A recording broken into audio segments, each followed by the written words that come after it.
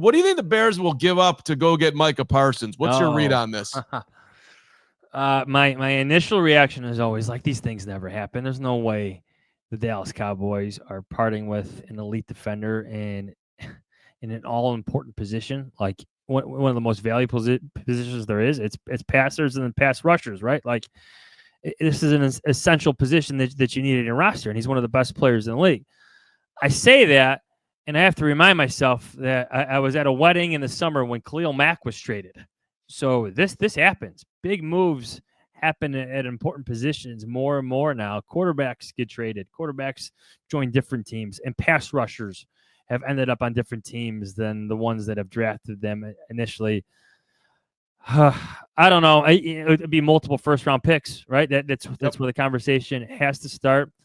Part of me feels like Ben Johnson wouldn't want to go there because of just other needs in other places in the roster. There are parts of this team, part of this roster, I should say, that are older that need some youth injected eventually.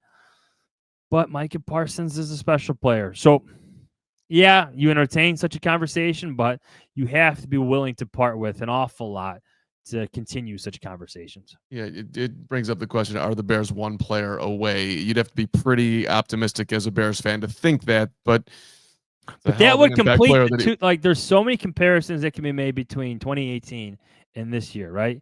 Second-year quarterback, first-year offensive-minded head coach, veteran defensive coordinator. And what happened that year? A week before the season, the Bears made the splash move for the pass rusher.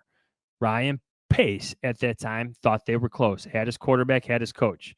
Ryan Poles may feel the same. I don't know history, but history does tend to repeat itself at times with this organization and across the league. You want to make a trade for Micah Parsons? I mean, as typical hedging or fence riding, if they did, we're going to do a breaking news show and I'm going to lose my mind over it with excitement. But I also wouldn't do it. I wouldn't do it. I would hold my first round picks and cards to the vest. I wouldn't give them up. I think this team has the roster that can compete this year without them. Yes, Micah Parsons certainly puts you over the top. It starts your clock of window that a lot faster.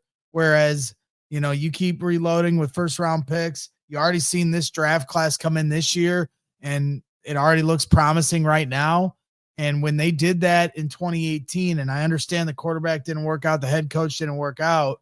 Khalil Mack was certainly a force of nature, but not having those first round picks, really hurts your team and puts you behind the 8 ball. It's a huge swing. I think if you knew deep in your soul that the offense was just going to fire, that it was all going to work, if you really somehow believe that, knew it, well, I mean, you now would be the time because you do have Caleb on a rookie contract, right? And you do have the weapons in place that if you had an impact defense and you added one more mauling pass rusher, 52.5 sacks in his first 4 seasons in the league, I mean, Hall of Fame type of stuff here, you could certainly make an argument that it's worth the swing of a couple first round picks and whatever players off the roster they would want. Maybe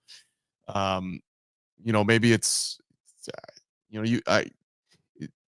2 firsts in Jaylon. You don't want to be giving up Jaylon in that scenario, but like I don't know, like what would the Cowboys want in that scenario?